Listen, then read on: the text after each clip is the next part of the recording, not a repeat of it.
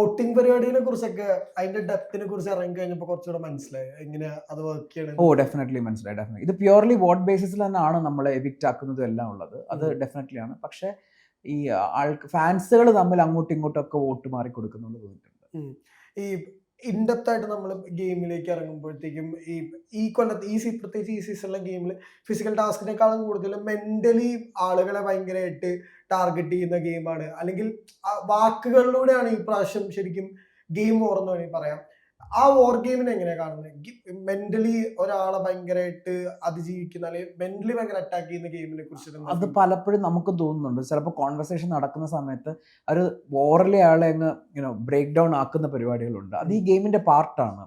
കാരണം അവിടെ പോയിട്ട് ടാസ്കുകൾ മാത്രമല്ല നമ്മൾ ചെയ്യേണ്ടത്. കാരണം നമ്മുടെ ഓപ്പോസിറ്റുള്ള കണ്ടസ്റ്റന്റിനെ വീക്ക് ആക്കാനുള്ള എല്ലാ പരിപാടികളും നമ്മൾ ചെയ്യാറുണ്ട്. അതിലൊരു പാർട്ടാണ് ഈ ഓറൽ. പക്ഷെ അതിനൊരു തിൻ ലൈൻ ഉണ്ട്.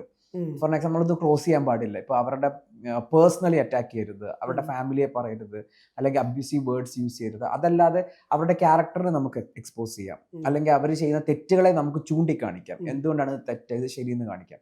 പക്ഷെ അത് ആ ഒരു തിൻ ലൈനാണ്. അത് ക്രോസ് ചെയ്യാതെ നോക്കിക്കഴിഞ്ഞാൽ കുഴപ്പമൊന്നുമില്ല. ഇപ്പൊ പ്രവീൺ ഔട്ടായപ്പോ ഏറ്റവും കൂടുതൽ വിഷമിച്ച ഒരാള് മസ്താനിയായിരുന്നു. അതെ അതെ. ശരിക്കും പറഞ്ഞു കഴിഞ്ഞപ്പോ മസ്താനിയുടെ കേസിൽ പറഞ്ഞാലും അതും ഭയങ്കര എക്സ്ട്രീം സൈഡ് ആയിട്ടുള്ള ഒരു എവിക്ഷൻ തന്നെയായിരുന്നു. അപ്പൊ ലാസ്റ്റ് വീക്ക് അപ്പാനി എവിക്റ്റ് ആയപ്പോ മസ്താനി ഭയങ്കരമായിട്ട് സെലിബ്രേറ്റ് ചെയ്ത് ഭയങ്കരമായിട്ട് വൈറലായിരുന്നു. പുറത്തും ഭയങ്കരമായിട്ട് ചർച്ചയായി. അതോടൊപ്പം മസ്താനി എവിക്റ്റ് ആയപ്പോഴും ഈ പറഞ്ഞ ഹൗസ് മേറ്റ്സ് എല്ലാവരും സെലിബ്രേറ്റ് ചെയ്യുന്നുണ്ടായിരുന്നു. ശരിക്കും മസ്താനിയുടെ ഒരു ഗെയിം എങ്ങനെയായിരുന്നു ആസ് എ വൈൽഡ് കാർഡായിട്ട് കയറിയ ഒരാളെന്ന നിലയ്ക്ക്? എനിക്ക് തോന്നിയിട്ടുള്ള മസ്താൻ ഇതേപോലെ തന്നെ എല്ലാം ആ ഒരു ഓറലി ആൾക്കാരെ ഡൗൺ ആക്കുന്നതായിരുന്നു ഗെയിം എന്ന് ഫീൽ ചെയ്തിട്ടുണ്ട്. കാരണം സംസാരിക്കുന്ന കാര്യങ്ങളെല്ലാം. പക്ഷെ ഞാൻ മുമ്പ് പറഞ്ഞ പോലെ ഒരു തിൻ ലൈൻ എവിടെ ക്രോസ് ആയി പോയിട്ട് പേഴ്സണലി സംസാരിക്കുക അല്ലെങ്കിൽ അങ്ങനെയൊക്കെ ചെയ്തിട്ടുണ്ട്. പക്ഷെ ആള് ഭയങ്കര സ്ട്രോങ് ആയിട്ട് പറയുന്ന പല കാര്യങ്ങളും വെളിയിൽ ഭയങ്കര പ്രോബ്ലമാറ്റിക് ആയി. ഞാൻ പറയുന്ന കാര്യങ്ങളും പ്രോബ്ലമാറ്റിക് ആയിട്ട് പറഞ്ഞിട്ടുണ്ട്. പിന്നെ അതൊക്കെ ഓരോരുത്തരുടെ ഗെയിം പ്ലാൻ ആണ്, നമുക്കതിലൊന്നും ചെയ്യാൻ പറ്റില്ല.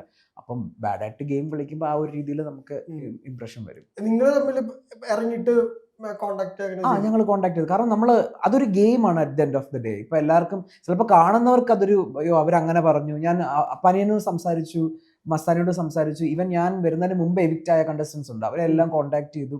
നമ്മളെ സംബന്ധിച്ച് ഒരു ഗെയിം ഷോ ആണ്, റിയാലിറ്റി ഷോ ആണ്. അല്ലാതെ അത് പേഴ്സണലി ഒരു ഗ്രഡ്ജ് വെച്ചിട്ട് പോകാനൊന്നുമില്ല. ഇപ്പൊ ഇറങ്ങി കഴിഞ്ഞിട്ട് ബിഗ് ബോസ് റെഗുലർ ആയിട്ട് കാണാൻ ടൈം കിട്ടിയിട്ടില്ല. പക്ഷെ എന്നാലും പണ്ടത്തെ പോലെ ഞാനൊരു 24/7 അല്ലെങ്കിൽ കാണാൻ ടൈം കിട്ടിയിട്ടില്ല. കാരണം അത് കഴിഞ്ഞിട്ട് ഇപ്പൊ ഇന്റർവ്യൂ കൊടുക്കണം, അങ്ങനെ കാര്യങ്ങളായിട്ട്. പക്ഷെ ഞാൻ എപ്പിസോഡ് എല്ലാം മാക്സിമം കാണുന്നുണ്ട്. ഈ ചലഞ്ചസ് വന്ന ടാസ്കില് അവിടെ ഉണ്ടായിരുന്നെങ്കിൽ എന്തായിരിക്കും? ഡെഫിനറ്റ്ലി. കാരണം എനിക്ക് ഭയങ്കര മിസ് ചെയ്ത ഒരു ടാസ്ക് ആയിട്ട് ഫീൽ ചെയ്യുന്നുണ്ട് ചലഞ്ചസിന്. കാരണം ആ ഹോട്ടൽ ടാസ്ക് എന്ന് പറഞ്ഞാൽ എല്ലാ ബിഗ് ബോസിന്റെ ഒരു കോർ എലമെന്റ് ആണ് ഹോട്ടൽ ടാസ്ക്. അപ്പോൾ വരുമായിരുന്നു നമുക്ക് ഡെഫിനറ്റ്ലി കുറെ ക്യാരക്ടേഴ്സ് കിട്ടിയത്. എന്നെ സംബന്ധിച്ച് എനിക്ക് ഈ ക്യാരക്ടേഴ്സ് ആയിട്ടൊക്കെ അഭിനയിക്കാൻ ഭയങ്കര ഇഷ്ടമാണ്. ഇപ്പൊ നിങ്ങൾ നൂതില ചെരുപ്പ് ഫാക്ടറി ടാസ്കിന്റെ ഇടയ്ക്ക് ഞങ്ങൾക്ക് സർക്കസ് തന്നത്. എനിക്കൊരു ഭാരം ചുമക്കുന്ന കഴുത എന്ന് പറയുമ്പോൾ ഞാൻ ആലോചിക്കുന്നത് രാവിലെ മുതൽ പിന്നെ എനിക്കൊന്നും ചെയ്യാനില്ല. അപ്പോഴേ ഞാൻ ജസ്റ്റ് അനുവിനോട് പറഞ്ഞു നമുക്ക് ജോലി ചോദിക്കുന്നവരായിട്ട് പോവാം, ഞങ്ങളപ്പോൾ ഒരു ഭാര്യയും ഭർത്താവുമായിട്ട് വന്നു, അങ്ങനെയൊക്കെ ചെയ്യാൻ ഇഷ്ടമുണ്ട്. അപ്പോൾ ആ ക്യാരക്ടർ സ്വിച്ച് വരാനായിട്ടുള്ള നമുക്കൊരു ഓപ്പർച്യൂണിറ്റി കിട്ടിയില്ല എന്നുള്ള വിഷമമുണ്ട്. ലാലേട്ടന്റെ എപ്പിസോഡ് വരുമ്പോൾ പൊതുവേ ഹൗസ് മേറ്റ്സിൽ ഉണ്ടാവുന്ന ചർച്ചകൾ എന്തൊക്കെയായിരിക്കും? അത് ഭയങ്കര ടെൻഷനാണ്. കാരണം നമുക്ക് യൂഷ്വലി ഉള്ള ടൈമിനെക്കാട്ടി മുമ്പേ ലാലേട്ടന്റെ എപ്പിസോഡ് ഷൂട്ട് തുടങ്ങുമായിരിക്കും. ഷൂട്ട് നമുക്കൊരു ടെൻഷനാണ്, ഇപ്പോൾ ലാലേട്ടൻ എപ്പോൾ വരും, ഇപ്പം എന്തായിരിക്കും സംസാരിക്കാൻ പോകുന്നത്.